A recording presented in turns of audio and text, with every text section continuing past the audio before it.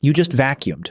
The carpet looks clean, and the air in the room you are standing in is now dirtier than it was before you started. The machine you trusted to clean your home just took the dust that had been sitting quietly on the floor, ground the finest part of it into even smaller pieces, and blew them back out into the air you are breathing at this exact second. Under the right conditions that already exist in millions of houses, that vacuum is not cleaning anything. It is slowly poisoning the people who live there. Right away you want to push back, because the whole promise of a vacuum is that the dust goes in and stays in. It mostly does not. In 2008, the researcher Ferro and her colleagues published a study in the journal Aerosol Science and Technology measuring what actually happens to particles when a vacuum runs across a carpet. A large share of what the machine lifts off the floor never reaches the bag. The smallest grains pass straight through the filters, the seals, and the exhaust, and come back out into the room. To see why, you have to look at the size of what is floating. A vacuum is brilliant at the big stuff, the hair, the crumbs, the sand you walked in. Those are heavy enough to fall into the bag and stay there. The danger is everything smaller than that. The particles that matter most to your lungs measure less than 2.5 microns across, so thin that several hundred of them could line up along the width of a single human hair. A normal household filter was never built to catch things that small, and this is the part most people miss because dust is not one substance. Household dust is a record of everything in the building slowly coming apart. There is shed skin in it, and fabric fibers and grit tracked in from the road. But there is also whatever the house itself was made from. In 2016, Zota and her team published a large meta-analysis in the journal Environmental Science and Technology, pulling together dust measurements from homes across the country. The single most abundant chemical class they kept finding was phthalates, followed by flame retardants, phenols, and PFAS, the kind of compounds known to quietly interfere with hormones and with early development. So what survives the trip through a vacuum and back into your lungs comes preloaded with the worst of the house. And there is a specific size where the danger changes completely. It is 2.5 microns. Above that line, a particle is mostly caught in your nose and throat, where the body can clear it out. Below it, the particle is small enough to ride your breath all the way down into the deepest branches of the lungs, slip through the lung wall, and pass into the bloodstream directly. 2.5 microns is the wall. Below it, your vacuum is helpless, and so are your lungs. This is where the machine flips. On a clean modern carpet with a light dust load, a vacuum mostly helps. But move that same vacuum into an older house, where the dust quietly carries lead from old paint, or asbestos fibers from old tiles, or spores from a damp wall, and it stops being a cleaner. The vacuum is not a cleaner here. It is a sprayer. It takes the poison that was resting on the floor, too heavy to float, and turns it into a cloud fine enough to spend hours in the air. This is not a guess. It has been measured. The same Ferro work showed fine particle counts climbing sharply during ordinary vacuuming, and field tests by indoor air researchers keep finding particle levels in a room spiking several times over in the minutes after a vacuum passes through.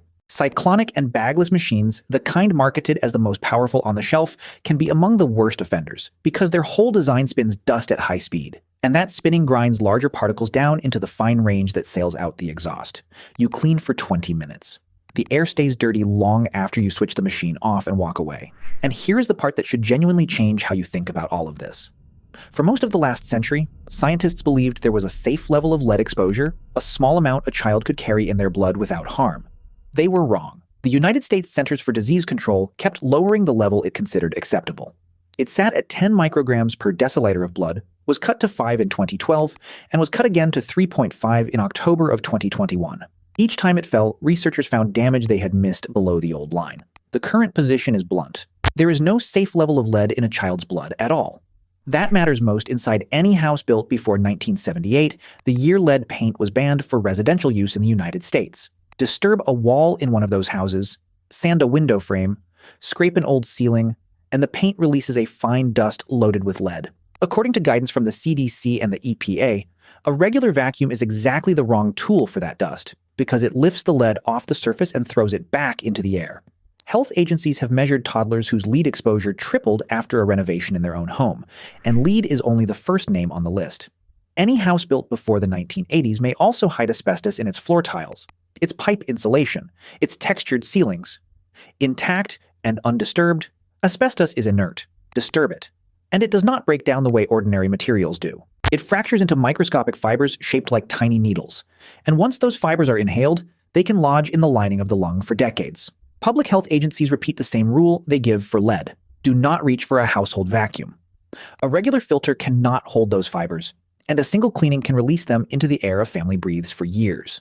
The disease they cause, mesothelioma, often does not appear until 30 or 40 years after the exposure, and you do not even need an old house to bring it home. In guidance aimed directly at workers, the CDC's National Institute for Occupational Safety and Health warns about what it calls take-home lead. A welder, a battery plant worker, a bridge painter comes home covered in dust that is invisible to the eye, hugs a child, drops it onto the carpet. The next morning, someone runs the vacuum over that carpet. Instead of removing the lead, the machine lifts it off the fibers and throws it into the air, and the family breathes the worker's shift for the rest of the week. Documented cases have found children poisoned this way, with no renovation and no peeling paint anywhere in the building. And unlike the heat that kills through a fan, this does not happen in a single afternoon. The dust a vacuum stirs up stays airborne for hours, then resettles onto every surface, then gets lifted again the next time someone walks across the room or pulls back a curtain. You vacuum once, and you breathe the result for days, a little at a time, every time the air moves. Who pays for it is rarely the adult holding the vacuum. It is the child who crawls across that floor afterwards, breathing closer to the ground, pulling in more air for their body weight, with a brain that is still being wired together. Children also absorb a far larger share of the lead that reaches their gut. The CDC estimates that adults take up only a small percentage of the lead they swallow, while a young child can absorb close to half of it. Combine that with the fact that a crawling infant puts a hand to the mouth dozens of times in an hour, and the dust resettling onto a freshly vacuumed floor becomes a steady, low-dose meal. In 2005, Bruce Lanphear and an international team published a pooled analysis in the journal Environmental Health Perspectives, drawing on 7 cohorts of children.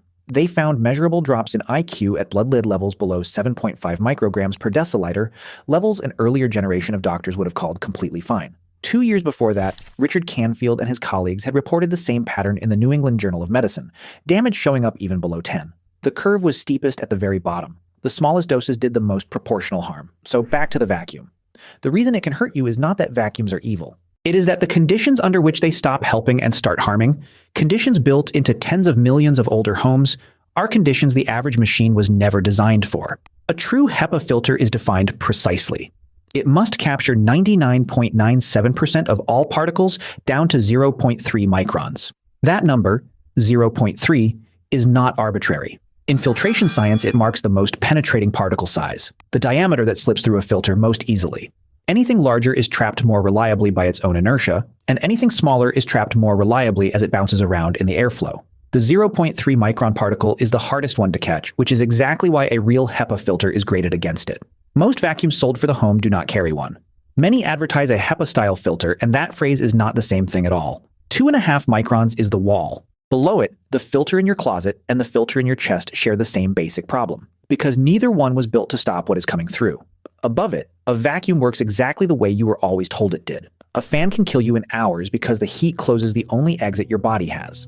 A vacuum does its work in decades. Every time you clean, you breathe a little of what you stirred up, and a little of it stays. The thing you reach for to make your home safer is, in some houses, the thing quietly making the air inside it worse. So here's my question for you. When was the last time you actually checked whether your vacuum has a real HEPA filter? And would you change it if you found out it did not? Tell me in the comments.